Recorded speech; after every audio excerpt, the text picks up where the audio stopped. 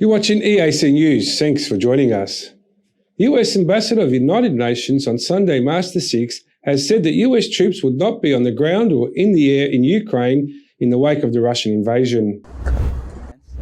The remarks by the U.S. Ambassador to the United Nations, Linda Thomas-Greenfield, were in response to Kyiv's appeals to the West to toughen sanctions beyond existing efforts.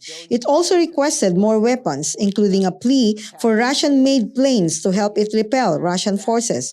Greenfield has added that doing so would escalate this war and make this an American war against the Russians. George, President Biden has been very, very clear that American troops will not be put on the ground or in the air to escalate this war and make this an American war against the Russians. But we've also been very clear that we will support Ukraine in every other way possible. We have provided them over $1 billion in support over the course of the past few days.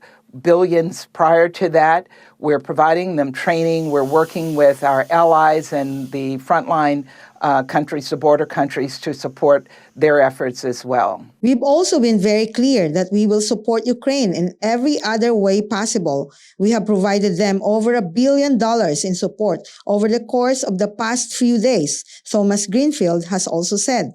The West, which calls Putin's reasons for invading baseless, has expanded efforts to rearm Ukraine, sending in items from Stinger missiles to anti-tank weapons. But Washington and its NATO allies have resisted Ukraine's appeals for a no-fly zone for fear that it would escalate the conflict beyond Ukraine's borders. It's not just some rule you pass that. It's the willingness to shoot down the aircraft of the Russian Federation, which is basically the beginning of World War III, Florida Republican Senator Marco Rubio has said.